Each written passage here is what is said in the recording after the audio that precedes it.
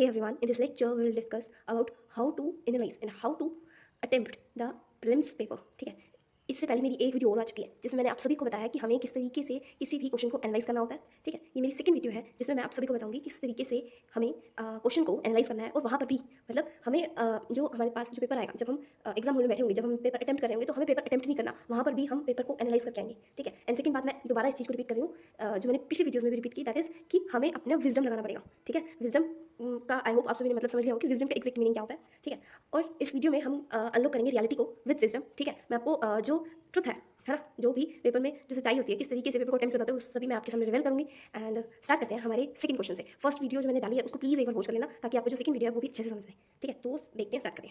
अब यार थोड़ा सा मैं आपको और भी ज्ञान समझ लो, थोड़ा सा ज्ञान और समझ लो यार. मैंने आपको दोबारा रिपीट करूँ, शायद मैंने पिछले वीडियो में रिपीट किया था कि आपने सभी ने आचार्य चाणक्य के बारे में सुना है ना. आचार्य चाणक्य कहते हैं कि एफर्ट सारे लगाओ. ठीक है, मतलब किसी भी चीज़ को कंप्लीट करने के लिए, लाइक साम दाम दंड भेद. उन्होंने कहा था साम दाम दंड भेद, साम दाम दंड भेद, यानी कि हर एफर्ट लगाओ. आपके पास पूरा जो पेपर होता है ना उसमें आपको किसी एक चीज़ से नहीं क्रैक होगा, वो आपको उसके अंदर नॉलेज भी लगानी पड़ेगी, बेसिक भी लगाना पड़ेगा, अपनी खुद की विजडम भी लगानी पड़ेगी और एनालिसिस भी लगाना पड़ेगा. ठीक है, एग्जामिनर का माइंडसेट क्या है, ये सब चीज़ें आपको लगानी पड़ेगी. ठीक है, क्वेश्चन को समझते हैं और एनालाइज करते हैं. ठीक है, क्वेश्चन देखते हैं. क्वेश्चन क्या है, consider the following statements regarding the foreign portfolio investment in India. हमें फॉरेन पोर्टफोलियो इन्वेस्टमेंट, अब यार अगर सबसे पहले तो यार यहीं पे आप ये इसमें क्या आएगा, बेसिक. सभी हर क्वेश्चन में यही लगता है यार, बेसिक लगता है, करंट अफेयर लगता है. ठीक है, देन हमारी खुद की विजडम लगती है, देन हमारा वे क्या होता है एनालाइज. लेकिन अगर मैं सबसे कहूँगी ना, फर्स्ट होता है एनालाइज कि हम उस क्वेश्चन को किस तरीके से एनालाइज करें, किस तरीके से हम समझ रहे हैं. फिर सेकंड हमारी विजडम लगती है, then basic, then current affair. ये सारी जो चीज़ें हैं ना, इन सब के सारे एफर्ट्स लगते हैं थोड़े थोड़े, तब कोई भी पेपर को कोई भी क्वेश्चन को अटेम्प्ट किया जाता है. ठीक है, अब समझते हैं. क्वेश्चन क्या है, consider the following statement regarding the foreign portfolio investment in India. हमें फॉरेन पोर्टफोलियो इन्वेस्टमेंट के बारे में बताना है. ठीक है, अब अगर किसी ने रीड किया होगा तो वो थोड़ा बहुत आसानी से कर लेगा, लेकिन फिर भी हम देखते हैं किस तरीके से इस क्वेश्चन को एनालाइज करना है. क्वेश्चन क्या कह रहा है, it has fluctuated drastically in the past decade. इसमें पिछले दशक में जबरदस्त रूप से उतार चढ़ाव हुआ है. अब यार ये स्टेटमेंट देखो, ये स्टेटमेंट को जब आप पढ़ रहे होगे ना, अगर आप एग्जाम में बैठे होगे और मान लो आपके सामने ये स्टेटमेंट, तो जब आप इस स्टेटमेंट को पढ़ रहे हो, एक तो ये स्टेटमेंट होनी चाहिए, एक आप होनी चाहिए ना, इधर ना उधर. आपके दिमाग में बिल्कुल भी पैनिक नहीं होना चाहिए, बिल्कुल भी टेंशन नहीं होनी चाहिए कि यार मैंने तो कभी पढ़ा ही नहीं, ये मैंने कभी रीड ही नहीं किया फॉरेन पोर्टफोलियो इन्वेस्टमेंट. ऐसा कुछ भी नहीं होता. अगर आपने रीड भी नहीं किया तो भी आप इसको क्रैक कर दोगे, तो भी आप इसको आसानी से समझ लोगे, अटेम्प्ट कर पाओगे आसानी से. देखो अब वो क्या कर रहा है, इस लाइन को समझो, इसमें पिछले दशक में जबरदस्त रूप से उतार चढ़ाव. ये सिंपल लाइन है यार, हम किसी के लिए भी ऐसे ये बात बोल सकते हैं यार, इसके अंदर फ्लक्चुएशन आ रहा है, ये नॉर्मल है. अगर मैं इस स्टेटमेंट के चांसेस कहूँ ना कि क्या पॉसिबिलिटी होगी इस स्टेटमेंट के चांसेस के, तो इसके 90% चांसेस होंगे सही होने की, क्योंकि ये बात हम किसी के लिए भी कह सकते हैं. इट्स अ नॉर्मल, मतलब ये जनरल टर्म है और जनरल टर्म ऑलवेज करेक्ट होती है. ठीक है, जनरल टर्म है यार, हम ये बात किसी के लिए भी कह सकते हैं यार, जीडीपी के लिए भी कह सकते हैं या किसी चीज के लिए भी कह सकते हैं ये बात, क्योंकि इसमें पिछले दशक में जबरदस्त रूप से उतार चढ़ाव हो रहा है. हर चीज में उतार चढ़ाव होता है यार. आप कहते हैं कि मान लीजिए पतंजलि के शेयर है या फिर रिलायंस के शेयर है, किसी के भी, उसके लिए आप ये बात कह सकते हैं यार. ठीक है, तो ये एक जनरल टर्म हुई. नेक्स्ट क्या है, तो इसकी जो पॉसिबिलिटी होगी 90%. आपको मैं एक बात और दोबारा रिपीट करती हूँ जो मैंने पिछले वीडियोस में भी रिपीट की थी, कि ये कि आपको पॉसिबिलिटी के हिसाब से चलना है. मैंने आपको पहले बताया था कोई भी इंसान अच्छा या बुरा नहीं होता, उसमें प्रोपोर्शन होता है. In the same way her statement correct नहीं होती या रॉन्ग नहीं होती, उसमें एक प्रोपोर्शन होता है कि ये स्टेटमेंट के कितने एडवांटेज है करेक्ट होने के, कितनी लिमिटेशंस है इसमें. ठीक है, कितने डिसएडवांटेजेस है. ठीक है, करेक्ट होने के चांसेस कितने हैं, रॉन्ग होने के चांसेस कितने हैं, ये सबको आपको एनालाइज करके ही आपको पेपर को अटेम्प्ट करना है. ठीक है, अब इसके अगर मैं चांसेस करूँ, 90% चांसेस इसके करेक्ट होने के और 10% चांसेस है इसके रॉन्ग होने के, क्योंकि समटाइम्स ये भी हो सकता है कि यार, लेकिन 90% चांसेस क्या है इसके करेक्ट होने के. अगर 10% चांसेस होंगे कि मैं रॉन्ग हो सकती है 10%, बट 90% जैसे चांसेस है कि ये करेक्ट होगा. नेक्स्ट देखते हैं, इन 2022 and 23 the net FPI in India was less than 1% of the GDP. 2022-23 में भारत में शुद्ध एफपीआई जीडीपी को 1% से कम था, 1% से कम था. ये यहाँ आपका स्टक हो जाना चाहिए. क्यों, क्योंकि यार यहाँ पे दे दिया डाटा. आप खुद सोचो, आप एग्जामिनर हो इस टाइम, है ना, आप पेपर बना रहे हो, है ना, तो अगर आपको इस क्वेश्चन पेपर में ये जो क्वेश्चन है इसमें अगर फ्लक्चुएशन करना हो, कोई ट्रैप डालना हो, क्योंकि एग्जामिनर के लिए क्वेश्चन पेपर में रॉन्ग करना चीज़ों को बहुत ज़्यादा डिफिकल्ट होता है ना, तो वो इनिमेट डाटा जो होंगे ना उनको रॉन्ग करने के ज़्यादा चांसेस होते हैं. ठीक है, तो जैसे हमने 1% डाटा देखा यार, कम था ज़्यादा था, ज़्यादा एग्जामिनर ने कम कर दिया, है ना, तो इस स्टेटमेंट को आप मिस कर रहे हो यार, इसके चांसेस हो सकते हैं रॉन्ग होने के, है ना. तो आप ऐसे पॉसिबिलिटी निकालो यार, इसके चांसेस हो सकते हैं रॉन्ग होने के, तो मैं इसको 50% सोचता हूँ, ये सोचती हूँ कि ये 50% सही हो सकता है ये डाटा, क्योंकि हाँ डाटा है. नेक्स्ट देखो, यहाँ क्या, foreign exchange management act 1989 Bharat में एफपीआई को नियंत्रण करने वाला प्राथमिक कानून है.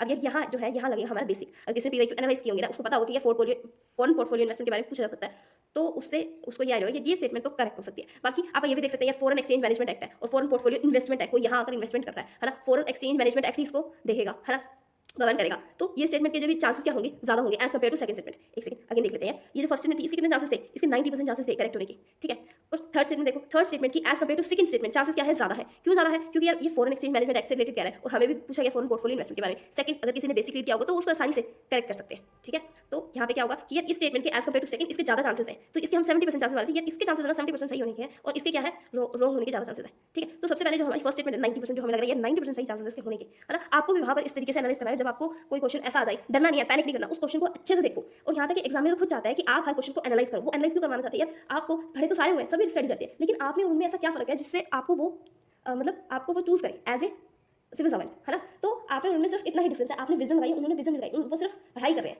है ना। पढ़ाई से काम नहीं चलेगा, सिर्फ नॉलेज से काम चलता है। उस नॉलेज को अप्लाई करना भी आना चाहिए, नॉलेज को अप्लाई करना सीखना चाहिए। वो मैं आपको हर क्वेश्चन ऐसे लेके आऊंगी जिससे मैं आपको ये बताऊंगी क्वेश्चन को, नॉलेज को कैसे अप्लाई करते हैं, ठीक है। जैसे मैंने यहाँ पे लगाया।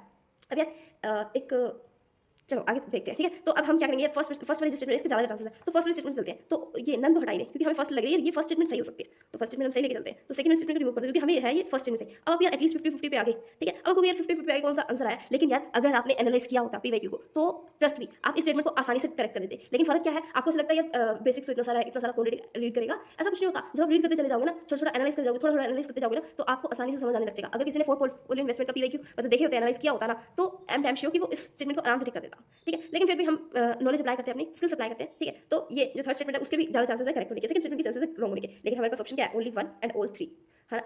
अगर किसी ने बेसिक रीड किया तो उसका ऑल 3 पे टिक जाता, ठीक है, ऑल 3। और खुद भी देखो यार, इसके 70% चांसेस है, इसके 90 और इसके चांसेस है रॉन्ग होने के, है ना। लेकिन हमें तो इस क्वेश्चन और इस पे बेस करना, और यहाँ पे एक ही ऑप्शन है ऑल 3 का, ठीक है। तो इसके साथ ज़्यादा करेक्ट होने के ज़्यादा चांसेस है। अब मैंने यार आपको ये क्वेश्चन एनालाइज करना सिखाया, इसे कहते हैं अपना विजडम लगाना, ठीक है। हमने अपनी नॉलेज को अप्लाई किया, ठीक है। नॉलेज को अप्लाई करना, अपना विजन लगाना, अपना एक्सपीरियंस लगाना, ठीक है। हमने जो रीड किया उस बेस पे हमने, और अगर मान लो आपने रीड ही ना किया होता, मान लो पोर्टफोलियो इन्वेस्टमेंट आपने देख लिया यार, मैंने तो उसको कभी रीड ही नहीं किया, और अगर मान लीजिए कहीं ने किया होता तो भी उनको डाटा देख के ऐसे यार ये पूछ रहा है, ये तो मैंने कभी रीड ही नहीं किया, ये डाटा भी रीड नहीं किया, और वो इसको छोड़ देते कि यार मैंने पोर्टफोलियो इन्वेस्टमेंट रीड तो किया लेकिन मैंने ये पढ़ा ही नहीं, ये भी नहीं पढ़ा। लेकिन छोड़ना नहीं है, डरना नहीं है, डरना बिल्कुल नहीं है। पैनिक जहाँ पे भी आप पैनिक करना, वो क्वेश्चन जरूर गलत होता है, तो पैनिक बिल्कुल नहीं आना। और सॉरी मेरी जो आवाज़ है वो अच्छे से नहीं आ पा रही है क्योंकि मुझे कोल्ड है, बट फिर भी मैंने ये वीडियो बनाई ताकि मैं आप सभी को समझा पाऊँ।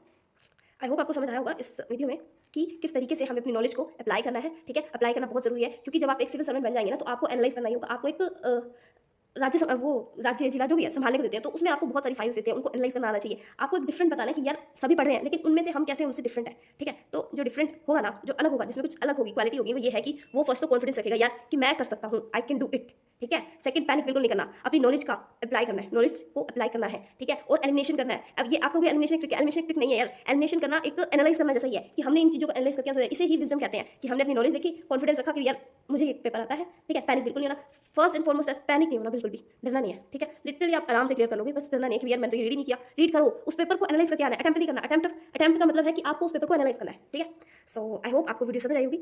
एंड ये हमेशा याद रखना कि सिर्फ एक चीज़ से नॉलेज से काम नहीं चलेगा यार, आपको बेसिक्स अप्लाई करने पड़ेंगे, एनालिसिस अप्लाई करना पड़ेगा, विजडम अप्लाई करनी पड़ेगी, खुद की एक्सपीरियंस अप्लाई करने पड़ेंगे, स्टेटमेंट्स का एनालाइज करना पड़ेगा। एक स्टेटमेंट होनी चाहिए और एक आप होनी चाहिए, वहाँ पे आप मतलब वहाँ पर और कोई नहीं होना चाहिए, आपके दिमाग में कोई भी नहीं आना चाहिए, सिर्फ एक स्टेटमेंट होगा। और डरना नहीं है, कॉन्फिडेंस बिल्कुल रखना है, ठीक है। सो मिलते हैं नेक्स्ट वीडियो में। वीडियो अच्छी लगी तो प्लीज़ लाइक और सब्सक्राइब कर देना सो दैट